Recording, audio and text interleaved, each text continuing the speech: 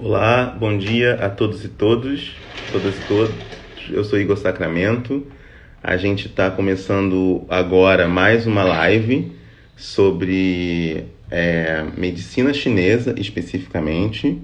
Nós vamos ter a participação do professor médico e professor da Faculdade de Medicina da Unicamp, Gustavo Tenório Cunha, que vai conversar com a gente sobre a medicina chinesa e suas implicações no contexto atual da Covid-19, que na verdade a China, né, ela se tornou nesse momento muito relevante, né, muito importante para o mundo, no contexto da pandemia, por ter sido o primeiro país a sofrer com a Covid-19, então sua experiência que foi passada por vários países. Então a gente vai entender hoje um pouco como é que funciona, como é que é a medicina tradicional chinesa, como ela é conhecida, como que ela vem sendo trabalhada no Brasil. A gente vai contar com a participação do professor Gustavo Cunha.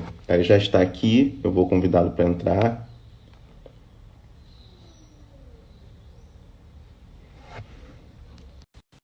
A nossa conversa. Gostaria também que quem já está aqui, se puder sinalizar se o som está bom, se está tudo bem com o som, por favor.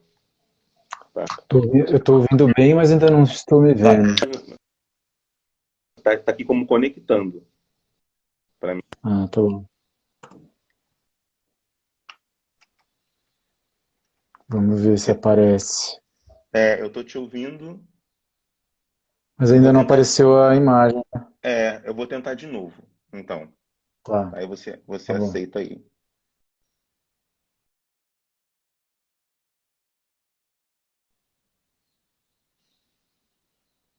Pronto.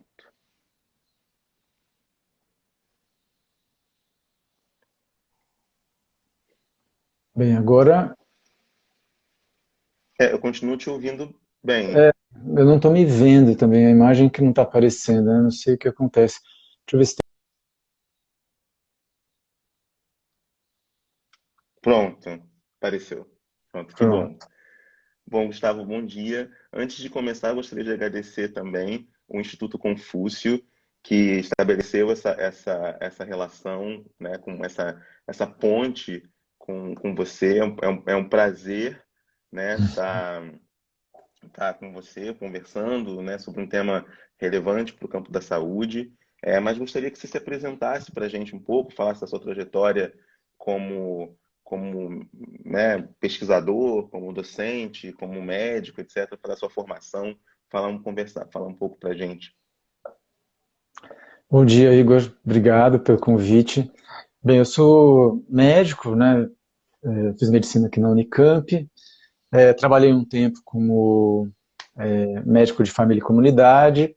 Depois voltei para fazer mestrado, doutorado e trabalho num departamento que a gente chama de área de saúde coletiva, que é o nome no Brasil para saúde pública, né? E a área de saúde coletiva, embora eu esteja numa área específica de gestão e planejamento, eu trabalho muito com atenção primária e dentro de um departamento de área de saúde coletiva, onde esse campo de pesquisa é um campo importante no Brasil inteiro, né? Inclusive no Rio de Janeiro, uma das pesquisas mais importantes que foram feitas sobre práticas integrativas é o projeto de racionalidades médicas da Madel Luz, no IMS, né? Então, alguns professores aqui do departamento, principalmente o Nelson Feliz, ele sempre teve uma relação muito próxima com a Madel, com esse projeto, né? Ela foi coorientadora, e eu, desde que era estudante, sempre estive muito perto do departamento e também desses projetos de pesquisa. Então, até hoje, esse é um tema que, que é um tema importante no departamento, é um tema do qual eu participo das bancas, assim, onde eu tenho, também por interesse, por ter feito cursos de medicina chinesa, de histoterapia, práticas corporais. Então, esse interesse ele foi me aproximando dessa linha de pesquisa. Mas é muito interessante dizer que a saúde coletiva no Brasil ela é responsável por acolher não só a medicina chinesa, acolher como objeto de pesquisa, né, tentar entender como funciona, quem pratica, onde acontece, como acontece. Então, a saúde coletiva, os estudos mais importantes no Brasil sobre as práticas integrativas no geral, aconteceram dentro do campo da saúde coletiva. Então, por isso, as investigações, né, científicas acabaram acontecendo mais nesse campo, que é um campo mais aberto, né, do que a medicina propriamente dita, do que as especialidades médicas, é um campo mais aberto à compreensão, à reflexão, mais crítico do etnocentrismo, né, do olhar mais centrado no umbigo, né, como se só a gente tivesse a verdade, ou existisse uma verdade única. Então, por conta disso, eu tenho estou sempre próximo dessa temática, e aqui na Unicamp, em outros lugares, tem o Instituto Confúcio, que também faz essa aproximação com a China, né, do ponto de vista da educação. Então, é um pouco isso, minha trajetória, esse é o ponto de intersecção. Acho que é uma coisa interessante de dizer também que a atenção primária, que é uma área também que eu sou muito próximo, ela faz um tensionamento com essa lógica, ela faz uma aproximação com as práticas integrativas, porque ela é mais centrada na pessoa, né? Então ela é menos centrada na doença, porque o centro de saúde ele não está olhando para as pessoas só enquanto elas estão doentes, né? Está olhando para as pessoas como um todo, de uma forma geral, família, riscos de adoecimento, alimentação. Então, isso também aproxima a atenção primária de várias práticas integrativas, isso também me aproxima, né, das práticas integrativas.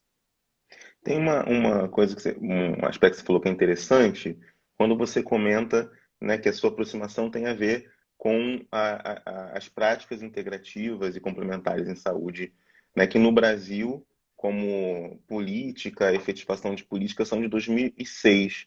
Você pode explicar um pouco primeiro, assim, o que são essas práticas integrativas e complementares em saúde, né, qual é a importância delas e por que só né, e por que só em 2006 o Brasil passa a reconhecê-las como importantes no tratamento, na pra saúde individual e coletiva. Então, as práticas integrativas, elas incluem racionalidades médicas, né, que não são da biomedicina, a medicina que a gente conhece, ocidental.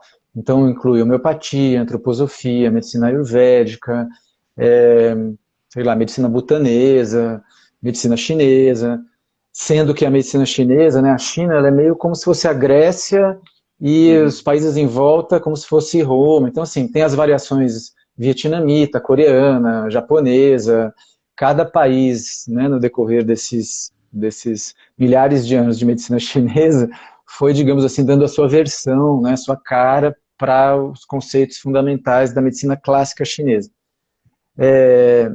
Então, as práticas integrativas, elas são são as racionalidades. O conceito de racionalidade, ele é um conceito criado pela Madel Luz para diferenciar uma prática terapêutica, por exemplo, o Reiki, é uma prática terapêutica, né? Alguns tipos de massagens podem ser uma prática terapêutica.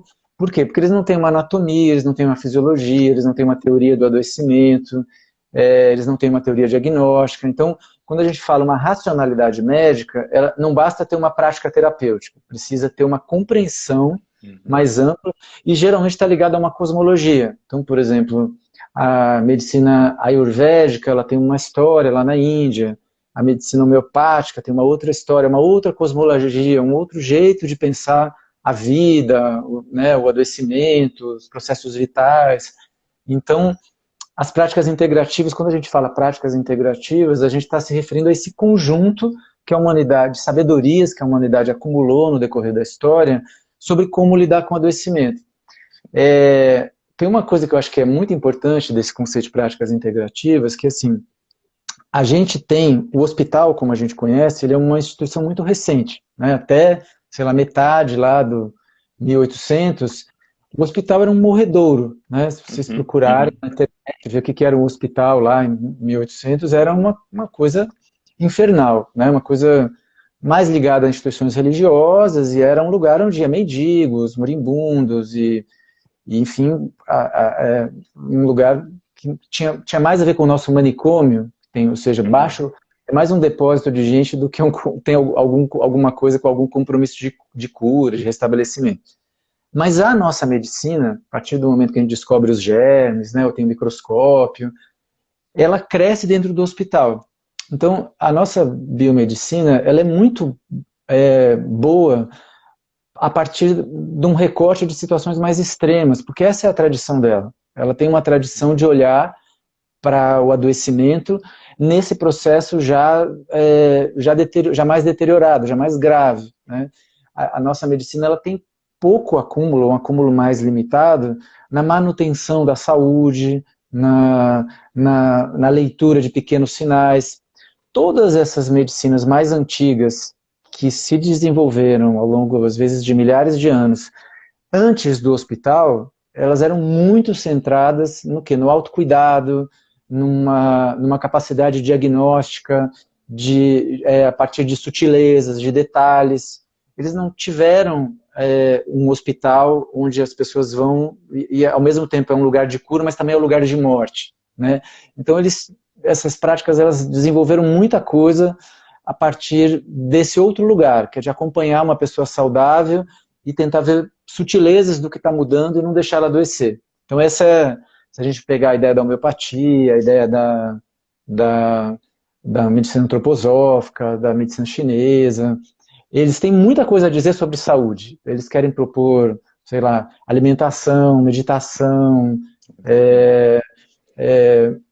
um jeito de lidar com o mundo, a sua relação com a natureza, eles têm uma compreensão da natureza. E a nossa medicina ela é mais atomizada, ela é mais fragmentada, ela consegue ver por órgãos, por pedaços. Então, acho que é uma coisa que é importante a gente trazer de todos esses estudos que a gente acumula, é que assim, não é uma ou outra, né? Ninguém está dizendo assim, por exemplo, se tem uma fratura exposta, né, sei lá, vai fazer acupuntura. Não, vai fazer uma cirurgia, põe aquele osso no lugar e resolve o problema, né? Então, assim, a gente não está querendo opor uma coisa à outra, né? A gente está num momento muito maniqueísta do mundo, né? Que assim, só tem uma verdade e você tem que escolher qual é, né? E esse não é o jeito mais assim sábio de lidar com essa sabedoria acumulada da humanidade, né? Então, é muito comum as pessoas que têm uma experiência, né? A yoga é muito difundida no Brasil, as meditações, né? A acupuntura, as milhares de variações da acupuntura, né? Porque a gente tem também a linha japonesa, a linha... Então, a gente tem muita variação de técnicas e as pessoas veem um benefício muito grande disso, né? É muito concreto para as pessoas a experiência. Algumas dessas experiências a gente consegue medir, por exemplo, existe muito estudo, muito rigoroso, muito detalhado, demonstrando, por exemplo, que a meditação faz muita diferença na vida das pessoas, inclusive as pessoas que têm doenças graves, né? Mas outras coisas, a gente tem uma resposta das pessoas, mas a gente tem menos estudos, tem coisas que são mais difíceis de estudar o resultado. Então, as práticas integrativas e o estudo sobre elas, como elas acontecem e tal, é um campo, né, de pesquisa, e ele precede as PICs. A política de práticas integrativas e complementares, ela chega em 2006 já como resultado de um monte de aprendizado, né, inclusive da saúde coletiva. E a ideia um pouco dessa política era o seguinte, quem mais tem acesso às práticas integrativas é a classe média, né, classe alta. Então, a questão que se colocava nesse momento, né, do país, assim, por que só o SUS não vai oferecer acesso às práticas integrativas, né? Então a política ela visava abrir a possibilidade dos municípios, dos serviços de saúde, acolherem dentro do SUS as práticas integrativas. Então passou a ser possível para um município contratar um acupunturista, contratar um médico homeopata, contratar, enfim, um profissional de prática integrativa para fazer um cuidado. Inclusive pagar cursos, né, para as pessoas se formarem, saberem utilizar. Então, a política de 2006, ela vem levar para o SUS, né? Ela vem reconhecer para o SUS uma coisa que já vinha acontecendo em termos do conjunto da população. Esses profissionais já vinham se formando, já vinham praticando, né? O Brasil tem uma história muito curiosa, assim, em relação à acupuntura, porque a acupuntura,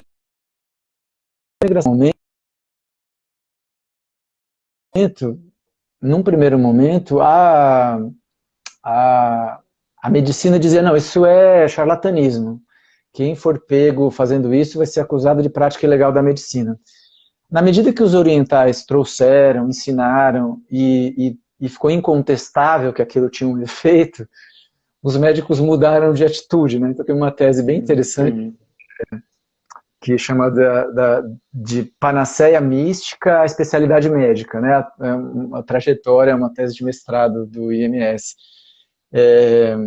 Falando um pouco dessa trajetória e dessa disputa de mercado, né? Então, quer dizer, na medida que passou a não ter como dizer mais que não funcionava, aí os médicos passaram assim, então só a gente faz, ninguém mais pode fazer, é nosso, daí que eu não, então se funciona é meu, não pode mais ninguém fazer. Então, esse embate ele continua acontecendo, né? Então, a ideia inicial da política era também permitir que o SUS saísse dessa lógica de mercado, né? Conseguisse colocar as práticas integrativas fora desse jogo de disputa de mercado da corporação médica, que é um jogo, digamos assim, não muito bonito de se ver, né? Porque é uma coisa que saiu de um lugar que era, não, isso aí não funciona, é charlatanismo, peraí, não, só eu sei fazer, ninguém mais pode fazer. Então, a política ela tinha essa intenção também, de permitir que o SUS formasse trabalhasse no SUS todos os profissionais cuja a sua corporação diz que eles podem praticar alguma prática integrativa. Então, por exemplo, em relação à acupuntura, os psicólogos, enfermeiros, fisioterapeutas, eles podem participar, então o SUS poderia acolher esses profissionais, né? Então, eu acho que a ideia da política era um pouco essa, e existe uma tensão, né, com as práticas integrativas, existe muito preconceito, mesmo dentro do SUS, dentro das políticas públicas, Sim, e, sim. e aí nem sempre ela recebeu tanto apoio, mas ela permitiu, pelo menos, que os municípios que desejassem praticar, ou ensinar, que eles pudessem fazer isso oficialmente, né?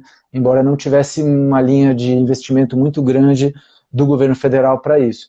Mas, por exemplo, Campinas tem um movimento desde os anos 2000 que praticamente todas as unidades de atenção primária elas oferecem práticas de Lian Kun, né? Quando isso funcionava de forma massiva dentro do município, foi possível verificar uma queda drástica do consumo de anti-inflamatório, né? Na época, o inflamatório mais usado, aliás, era o remédio mais usado na rede, Você e pode é, e é explicar, você pode explicar o que que é Lian Kun para as pessoas que não sabem? o Lian Kun, ele é uma prática corporal que foi criada bem recentemente na China. Inclusive é bem engraçado, porque outro dia, conversando com um chinês, né, do Instituto Confúcio, ele não conhecia, porque digamos assim, é um extrato que foi feito do Tai Chi. Então era um ortopedista chinês, ele olhou e falou assim, olha, tem alguns exercícios que se eu pegar só uns fragmentos dele, eu vou conseguir melhorar a saúde das pessoas. Então, em vez de fazer o Tai Chi, fazer as práticas de Qigong, que são práticas mais energéticas, eu vou pegar alguns recortes e vou fazer 18 movimentos, e aí tem, né, algumas séries de 18 movimentos, e esses movimentos muito simplificados, eles vão ter um efeito para a saúde das pessoas. Então é muito fácil de ensinar, né, a fazer, e na época aqui na cidade teve cursos, né, para todo mundo aprender, e geralmente quem toca esses projetos até hoje na cidade são os agentes comunitários, e sempre tem muita gente, né, fazendo, sempre tem muita... E isso, quando ele foi mais massivo, quando tinha mais investimento da cidade nessa prática, teve um impacto muito grande, mas até hoje é muito difundido, a rede pratica muito isso e consegue oferecer muito isso para a população. E é bem engraçado, porque é uma coisa absolutamente fora, né? Tem uma musiquinha, aquela musiquinha chinesa, assim, né? Geralmente eles põem para dar o ritmo dos movimentos, que são movimentos bem lentos, né? E então o efeito disso ele é muito contundente assim para quem pratica. Então, em geral, as pessoas encaminham pessoas que têm dores crônicas, pessoas que precisam fazer um exercício, mas às vezes já não estão conseguindo fazer uma caminhada, ou às vezes fazem a caminhada também, mas ali é um exercício que junto tem a respiração, é o exercício, mas também é o relaxamento. Então, muita gente vê benefícios importantes nessa prática. Então, as práticas integrativas, elas abarcam esse conjunto de possibilidades, né? O Lian Kun, tomado genericamente, ele é uma parte da medicina chinesa, porque a medicina chinesa ela inclui práticas de autocuidado, práticas corporais, meditação, desde até práticas, digamos assim, marciais, né? O Kung Fu, por exemplo. Uhum. E então, o Tai Chi, ele é uma coisa, né? Que aparentemente é uma dança, né, mas ele tem a sua marcialidade, né? Se você olha com atenção, você vê que ali tem um, como se fosse uma capoeira, né? Que é uma dança, mas quando você vai olhar mais atentamente, tem ali é uma luta também, né? Então, a medicina chinesa ela tem essa abertura e os serviços, os municípios, eles digamos assim, se apropriaram desde 2006 de formas diferentes dessa política, na medida do que puderam, do que conseguiram, do que também foi acolhido pela população, né? Então, essa tensão entre médicos, né, e outros profissionais de saúde, essa tentativa dos profissionais de saúde de fazerem reserva de mercado, isso acontece com os médicos, mas acontece também com outras corporações, né? Por exemplo, sei lá, os educadores físicos não querem, sei lá, só eles podem dar aula de yoga, por exemplo, não querem que vai, sei lá, passa 10 anos estudando, vai chegar aqui, não, você não é educador físico, não pode dar aula de yoga. Então, essas tensões, o SUS como política pública, ele tenta, digamos assim, proteger a sociedade disso, né, dos interesses menores das corporações. Mas isso nem sempre é possível e essa tensão, ela continua. Tem uma que... Não, você respondeu muito bem.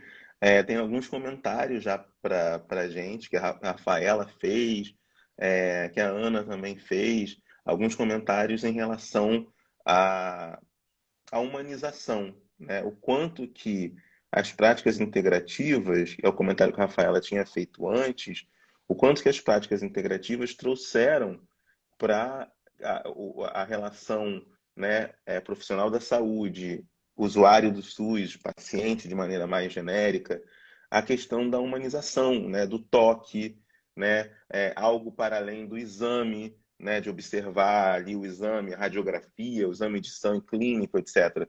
Traz outras, as práticas integrativas, todo esse debate traz outras questões, né, que a Rafaela lembrou aqui, né, do toque, né, tocar o seu, né, da humanização, de compreender como pessoa, não só como você bem colocou no início, né, não só como um corpo com alguma enfermidade, mas uma pessoa que tem questões, ansiedades, depressões, tristezas, enfim. Isso eu acho que se você quiser comentar um pouco sobre isso, quanto que, né, foi importante esse debate para o campo da saúde de maneira geral, né, não só na medicina, mas na saúde de maneira geral.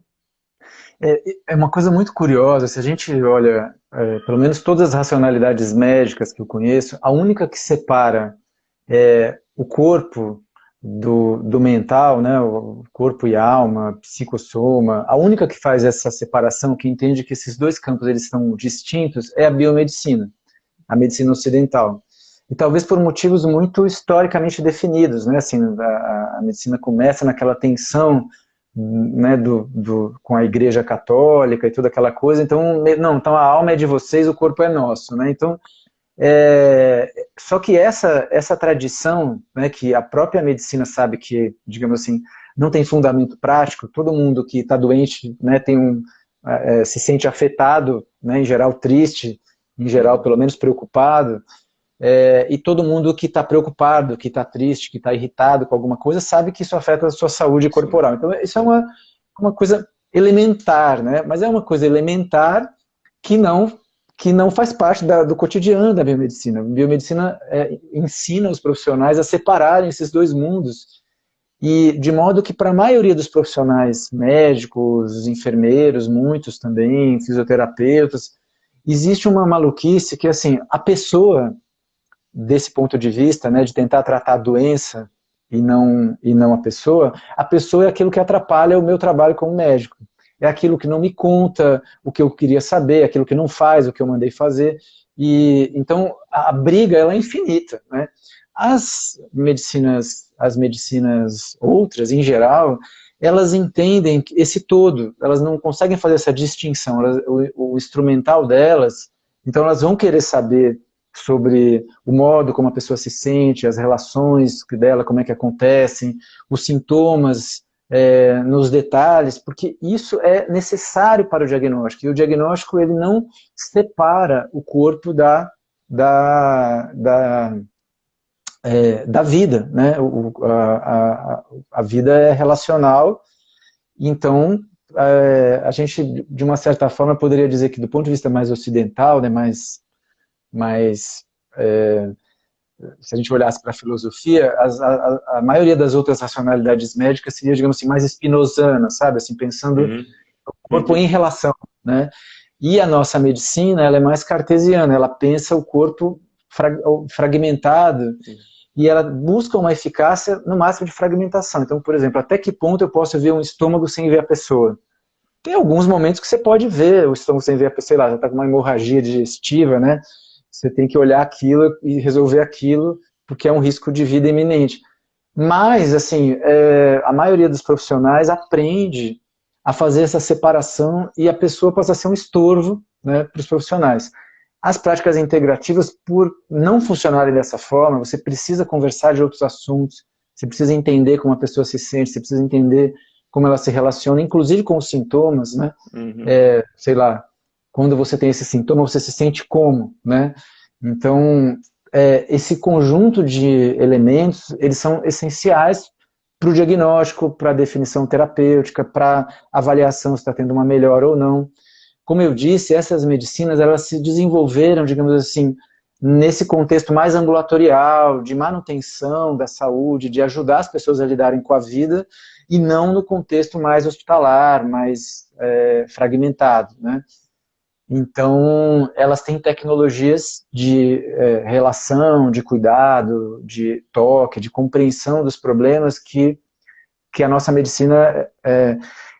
lógico, se a gente inclui a psicologia na nossa medicina, a gente já... Só que, em geral, esses mundos são separados, né? O profissional encaminha para a saúde mental.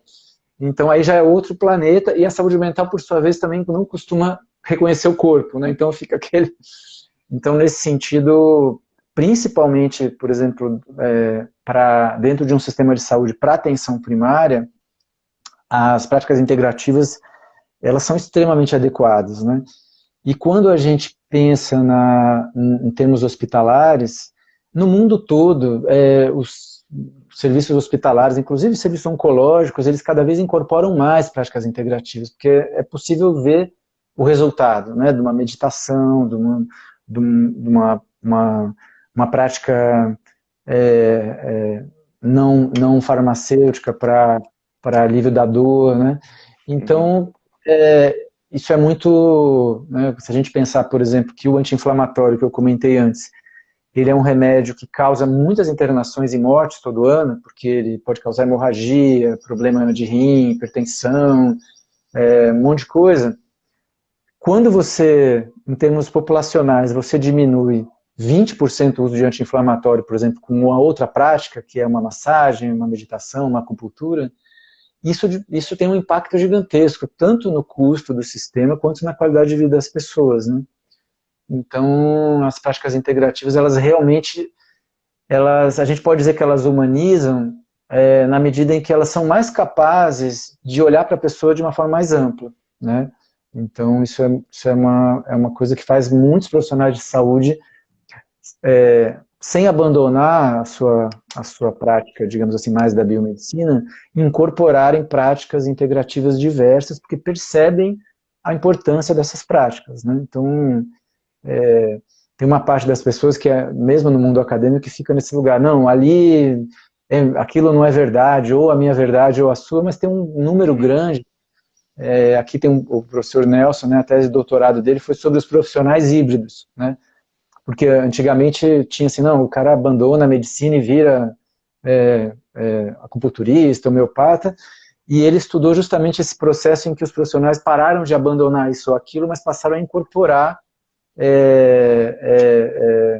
enriquecer a sua compreensão do processo de saúde e doença e suas terapêuticas a partir de outras racionalidades médicas, né? Então, esse é um esforço que tem acontecido também bastante grande, e ele é de inclusão, de associação, de complementariedade, e não, né, de oposição. Mas essa tensão, ela existe, né? E tem muita gente que não pode ouvir falar numa prática integrativa que fica irritado, né? Sim, Inclusive irritado sim, com o paciente. Eu tenho paciente que não pode sim, contar para o sim, médico que está indo em outro lugar, no acupunturista, em algum lugar assim, porque sim, senão o médico manda ele embora, fala para ele não voltar mais lá. sim. Então isso, infelizmente, expressa uma relação de poder, né, um autoritarismo muito grande que ainda existe na profissão, né, nas profissões de saúde, não só médico, mas que atrapalha a relação, né, clínica e prejudica o desenvolvimento mesmo da nossa capacidade de cuidar, de lidar com a complexidade, né, do processo de adoecimento, assim. Então, um pouco isso. Tem um ponto muito interessante que você tocou, que também tocaram tanto a Ana Paula quanto a Rafaela. Ivana, eu vou fazer essa pergunta já já. É, que é sobre a questão de uma capitalização da saúde, no sentido de tornar essa mercantilização da saúde, no sentido mais específico, né? Tornar a saúde mercadoria, que é muito característico, né, da nossa cultura, da cultura capitalista ocidental, né? Então a gente tem plano de saúde, médicos pressionados a cada vez mais atender com menos tempo os seus pacientes, especialmente em consultório, no SUS, por outras questões às vezes do excesso de pessoas necessitadas de atenção, né? Enfim. Então, que em muitas medidas, e também, né, a própria lógica medicamentosa muito forte, né, medicalizante da vida, o uso de medicamentos, uma farmacologização da vida, quer dizer, um excesso de uso de medicamentos também. E elas estão, né, tanto a Ana Paula quanto a Rafaela estão perguntando, né, da importância que outras práticas, né, de escuta desse indivíduo, dessa pessoa, práticas não farmacêuticas necessariamente de tratamento, e como que a experiência intercultural, que é isso que você está falando, né, aproximar com outras culturas não é um ou, é um e, é um estar entre, né, é buscar ali também outras referências que possam permitir novas formas de cuidado. Você queria comentar um pouco disso, assim, como você falou um pouquinho de que ainda há preconceito. Esses preconceitos vêm sendo superados no ponto de vista entre seus alunos, por exemplo, entre seus colegas?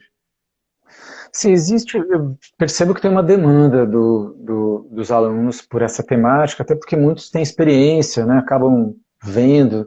A gente tem, sei lá, a, a Unifesp, né, o Hospital São Paulo, um hospital grande, uma universidade federal grande, eles têm no pronto-socorro dele acoplados um pronto-socorro de acupuntura, né, então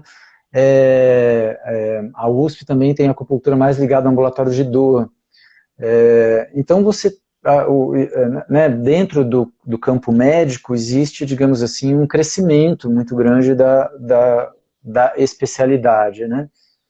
Com uma série de tensões, né, em relação a isso, porque também acaba quando a acupuntura é apropriada dessa forma, ela muitas vezes se aparta da cosmologia, da explicação, então às vezes fica um monte de receita de bolo, que tem uma eficácia grande, mas é muito menos eficaz do que se você Uhum. compreender o raciocínio, né, daquela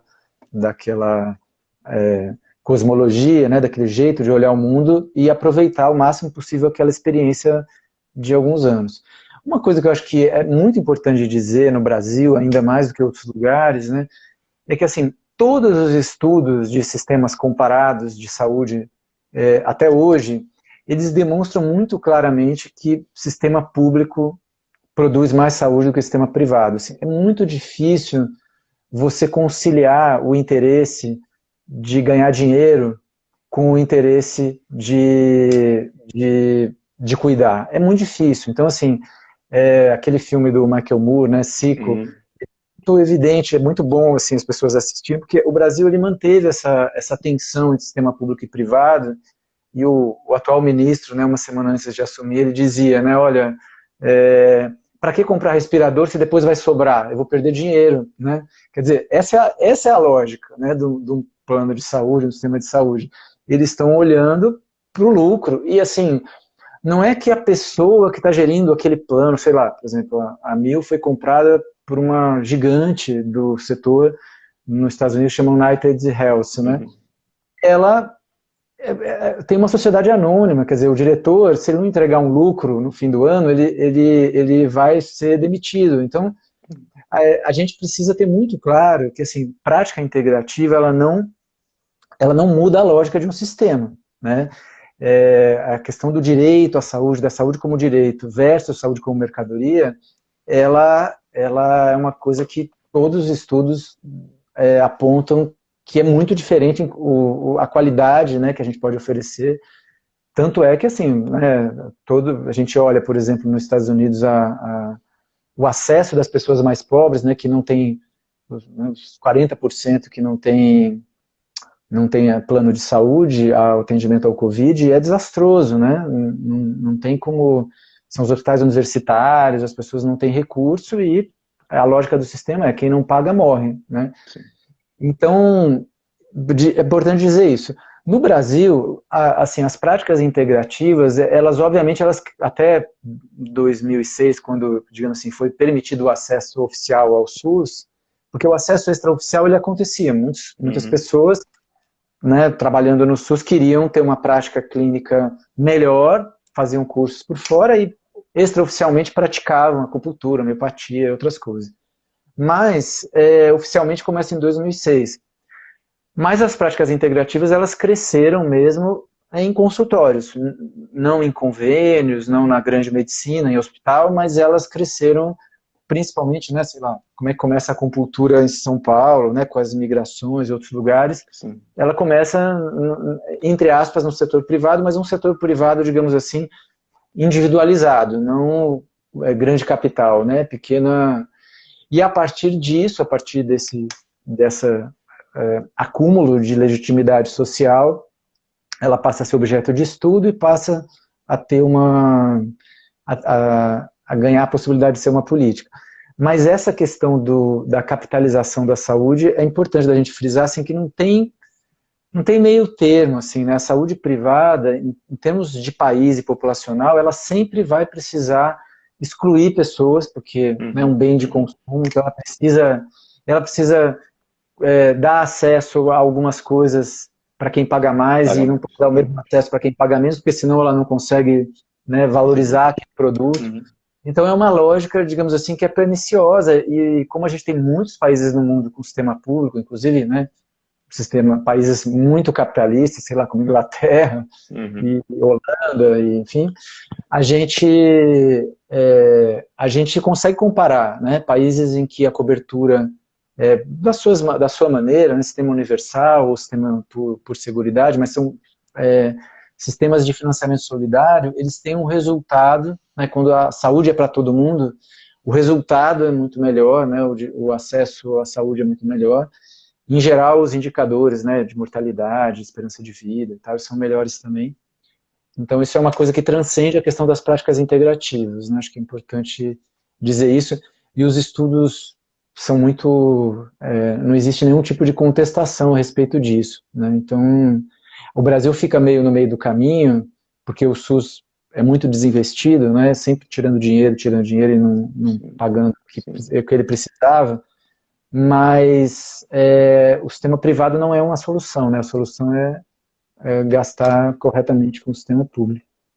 Esse é muito importante o aspecto que você está tratando aqui, da questão da importância da saúde pública, né, ou como direito universal, ou como seguridade, porque não vê a saúde como lucro, né? Acho que essa é a chave do entendimento, porque você tendo um plano, você tem que pagar mais para poder ter acesso, e aí pode ser que práticas como essa fiquem restritas a quem tem um plano que pague mais por isso, né? Eu sempre, em aula, eu sempre comparo com a NET, e não é uma comparação, né, de você ter um serviço de TV paga, você vai pagando mais para ter mais canais.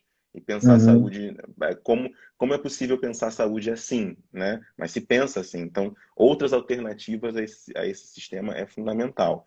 Uma pergunta que a Ivana fez, que você comentou um pouquinho antes, se você quiser comentar agora mais, é que ela fala que há muitos estudos que mostram que, né, de uma relação entre o extremo estresse que pessoas em sociedades urbanas vivem, estresses de várias ordens, com a redução da imunidade. E ela pergunta se essas práticas integrativas, especialmente da tradição chinesa, das racionalidades, né, médicas chinesas, contribuem na manutenção do sistema imunológico, no fortalecimento do sistema imunológico e de que maneira? Então, como eu disse, essas práticas elas têm um conjunto de propostas para a manutenção da saúde, né? Seja alguns tipos de atividade física, alguns tipos de práticas corporais, meditação, elas têm um jeito de pensar a alimentação, é, então, sim, elas pensam o que existe né, na teoria da medicina chinesa, existe uma explicação do porquê que algumas pessoas estão mais vulneráveis do que outras, e o estresse, ele é uma causa importante, né, ele gera um conjunto de desequilíbrios do ponto de vista da fisiologia da medicina chinesa, e ele pode, aí, né, cada um vai produzir o seu tipo de dano específico, dependendo, porque para a medicina chinesa tem uma coisa curiosa, né, nessa não separação entre o mental e o físico, Uhum, por exemplo, quando a gente fica com vergonha, a gente fica vermelho, a gente mobiliza o sangue para subir para a cabeça. Se a gente ficou vermelho é porque a gente conseguiu fazer o sangue subir. uhum, Conscientemente. Todos os nossos afetos, eles fazem coisas análogas. Eles mobilizam energia para um lugar e tiram de outro, ou eles bloqueiam a circulação de energia em determinado lugar, porque a gente pode contrair, por exemplo, o ombro, pode contrair determinado... Então, a gente faz isso inconscientemente no corpo todo. E o estresse, aí cada um vai fazer de um jeito, dependendo da sua história, né? Vai ter gente que vai, sei lá, aumentar a batida do coração, vai ter hipertensão, vai ficar mais adrenérgico, vai ter gente que vai ficar com a musculatura tensa, vai ter problema na coluna, cervical, pode ter estiramentos, um conjunto, cada um vai fazer o seu. Tem gente que pode ter gastrite, pode ter um monte de uhum, coisa. Eu acho que a medicina chinesa, ela com certeza vai ter estratégias, digamos assim, mais paliativas, mais imediatas, dependendo do dano, né? Então ela tem um conjunto de estratégias que são para, digamos assim, resolver o problema mais imediato, e vai ter estratégias ainda clínicas de, digamos assim, de tentar ajudar a pessoa a sair daquele modelo, né? Então, aquele modelo, digamos assim, de concentração de energia num determinado lugar. Isso é bem evidente, mas tem uma coisa que eu queria comentar, que a gente tem um pensador ocidental que eu gosto muito, mas ele, enfim, ele permite que a gente faça essa crítica, que é o Ivan Illich. Ele uhum, estudou muito a iatrogenia, né, o dano que a medicina ocidental produz.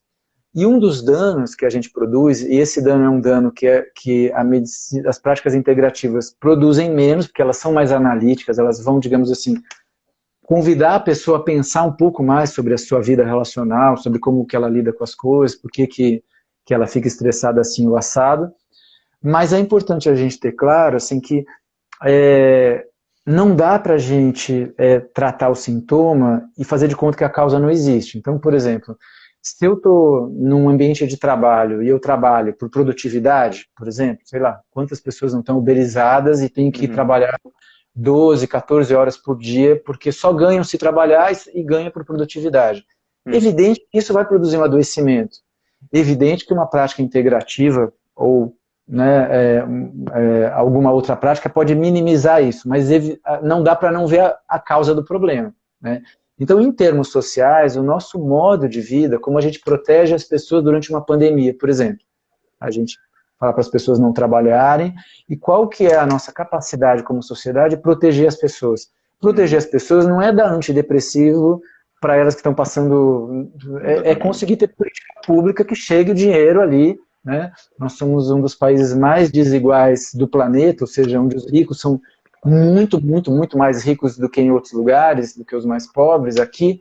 Então a gente tem de onde tirar recursos. A gente tem como fazer política que proteja as pessoas e dê garantias de trabalho, de condições de trabalho que diminuam o estresse, que a gente tenha dinheiro para políticas públicas que diminuam o estresse das pessoas para viver na cidade, por exemplo, área de lazer, segurança, né, direito à educação, direito à saúde, tudo isso diminui o estresse e deixa as pessoas mais tranquilas para lidar com a vida. Condição de moradia, né, condição de transporte.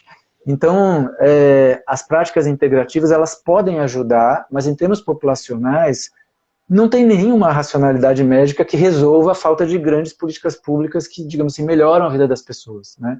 Então, por exemplo, todo mundo sabe, inclusive a medicina ocidental, que comer comida com veneno não é bom para a saúde, né? Não precisa ir para nenhuma racionalidade, só que para você não comer, você precisa, sei lá, parar de dar isenção fiscal para quem vende veneno, né, para a agricultura. Você precisa ter política agrícola de agricultura familiar, você precisa ter um conjunto de políticas que vão permitir que a gente coma melhor.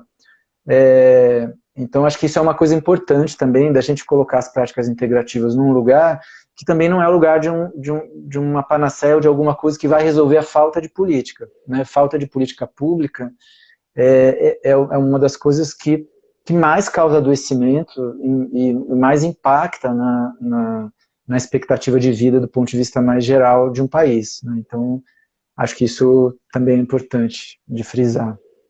Não, frisar isso muito, muito importante, que talvez seja uma das contribuições do campo da saúde coletiva, como você colocou, observar as determinantes sociais da saúde. A saúde não é uma relação só saúde e doença, né, mas é uma relação social também, que envolve desigualdades, diferenças sociais, enfim.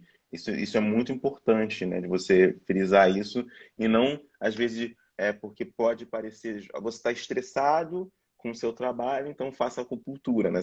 Como você falou, é quase como se fosse resolver um problema e não colocar esse estresse dentro de uma conjuntura social mais ampla. Por que você está estressado? Qual a quantidade de trabalho você está submetido? Trabalha com produtividade, etc e tal, né? Acaba transferindo para o indivíduo, né? E para a prática integrativa, nesse caso, uma questão social muito mais ampla que ela não dá conta de resolver. Algumas coisas que eu fiquei que a gente está mais para o final da nossa conversa, infelizmente. Tem várias pessoas aqui perguntando como é que eu posso entrar em contato com o Gustavo, etc., para poder conversar mais. Enfim, eu fico muito feliz, né? E ficamos no memória por ter sido tão bacana. Mas eu tenho mais uma pergunta para a gente caminhar para o final. Quem quiser fazer alguma pergunta, faça. Que é como que essas práticas, racionalidades médicas da medicina mais tradicional chinesa, elas foram acionadas, especialmente na China, no tratamento da Covid-19. Você tem alguma informação sobre isso? Então, a China, né, o Estado chinês, ele aparentemente ele é muito sincrético, né? A partir o termo medicina tradicional chinesa, ele é um termo que existe a partir do Mao Tse Tung. Então, o que a gente chama de medicina tradicional já é um processo de hibridização, né? Já é um processo de mistura em que eles passaram a compor elementos da medicina ocidental com elementos do que era a chamada medicina clássica chinesa. Essa composição, ela implicou em perdas do ponto de vista da medicina anterior, mas implicou também que eles são, digamos assim, eles são muito sincréticos. Então, o manual, que tem até uma edição em português, assim, Manual do Covid, que foi divulgado por uma universidade chinesa, ele termina com transplante de pulmão para os sequelados, e lá no meio tem fitoterapia chinesa também, entre outras coisas. Então eles são muito sincréticos, assim, eles não têm aparentemente se existe pessoas lá dentro, né, que estão propondo trabalhar com determinada conduta, então tem esse espaço e isso acontece sem oposição a elementos, digamos assim, que pautam a grande política, né, que foi, por exemplo, o isolamento social. Ele é basicamente feito a partir de uma concepção da biomedicina, né, de que existe um vírus, esse vírus foi isolado, foi compartilhado o gene dele. Então, esse hibridismo ele é muito presente no Estado chinês. Mas é importante dizer que a China ela também é uma composição ela tem 55 etnias, né? Tem a maior lá, que é a Han, que é 1 bilhão e 200 milhões de pessoas, mas ela tem muitos povos lá dentro, né? Que convivem e que têm as suas tradições, muitas tradições antigas, enfim, todo mundo tentando lidar, né, com essa avalanche do capitalismo, né, que assola o planeta e que eles escolheram, digamos assim, incorporar, né, de uma forma bastante contundente nas últimas décadas. Mas, então, assim, é importante distinguir, né, uma tradição que ela não está mais só na China, porque teve um espalhamento, né, dessa tradição nos últimos, desde muito tempo, né, por conta das invasões dos ingleses, dos franceses, foi havendo uma apropriação, né, uma migração de conhecimentos para o Ocidente, e na medida que também muitas pessoas, a medicina chinesa ela tem uma relação com o taoísmo, e em determinado momento essa relação, digamos assim, ela não foi bem vista pelos governos chineses, né? Então houve um espalhamento de pessoas que são sabidos em medicina chinesa, em taoísmo, pelo mundo todo. Então a China, hoje o Estado chinês, ele tem em termos de grande política, ele tem uma hibridização, né? Isso inclusive uma mercadoria, né? Eles vendem fitoterápicos para o mundo todo, inclusive para o Brasil vende muito fitoterápico, as fórmulas, né, padronizadas, enfim. E eles usam, né, eles não divulgaram estudos detalhados, eles só divulgaram um manual, como eu falei, é tão sincrético que tem de fitoterapia a transplante de pulmão, né?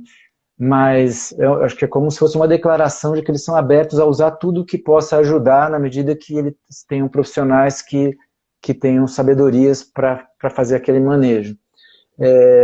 Mas a postura do Estado chinês diante de grandes problemas comuns é diferente do conhecimento acumulado, né, pelas várias culturas e que se espalhou, né, para o Ocidente, principalmente no meados no último século para cá. Então, a China usou bastante usa, né, inclusive alguns fitoterápicos escassearam, né, que o pessoal compra da China, começou a ficar mais difícil de importar. Algumas plantas, alguns cogumelos, né, que são importantes na fitoterapia chinesa para prevenção, eles esgotaram muito. E então esse hibridismo, esse sincretismo, ele existe. E ele é a expressão de uma tensão, né? Os chineses, digamos assim, os chineses e vários povos asiáticos, eles são, digamos assim, é como se fosse se o povo Inca tivesse sobrevivido, se o povo Maia tivesse sobrevivido. Eles quando chegou o invasor, eles conseguiram sobreviver de alguma maneira, né? E essa tensão entre, digamos assim, as tradições e os conhecimentos que eles têm acumulados e digamos assim, a avalanche ocidental, principalmente, né, do ponto de vista da economia, e no século, né, XIX, né, a capacidade bélica, né, a guerra do ópio, né, a China foi invadida, eles trazem essa tensão, existe dentro da China, né, essa tensão entre os valores capitalistas, os valores, as tradições todas, né, aquele filme lá, Fábrica Americana, né, o dono lá da empresa, chegou um momento que ele entrevista, ele fala assim, eu não sei se eu sou um empresário de sucesso, se eu sou um criminoso, né, porque tanta coisa que a gente destrói para fazer, né, vender o máximo possível, consumir o máximo possível. Então, essa tensão, ela é uma tensão que existe, né, em todo lugar. Nós aqui vivemos isso, estamos aí exterminando de novo o que sobrou dos nossos povos originários, né, das nossas florestas. Essa tensão, ela existe em nós e ela existe na China também. Então, acho que a China, nesse sentido, tem alguma coisa em comum conosco. Essas tensões, elas são parecidos, embora eu tenha uma certa impressão de que eles têm mais, digamos assim, claro para eles que as minorias têm que existir, eles têm lá reconhecidas uns 56 etnias, né? Então, acho que isso para eles é mais claro, isso não está muito, pelo menos aparentemente, no horizonte, né? Como está no nosso, de exterminar os diferentes, né? Bom, há muitas perguntas ainda que ficaram para ser feitas, né? E essa quantidade toda de perguntas demonstra a importância, né, de pensar a saúde, pensar alternativas, de tratamento e de modo pensar a saúde de maneira integrativa, e universal. Gustavo, muito obrigado pela sua participação. Obrigado também mais uma vez ao Instituto Confúcio da Unicamp por ter feito esse contato e a ponte com você. Foi uma manhã muito boa de várias informações. Na sexta-feira, a gente vai ter uma conversa com a Raíssa, nutricionista, que vai falar sobre os cuidados com a alimentação nesse contexto. Se quiser falar mais alguma coisa para a gente se despedir.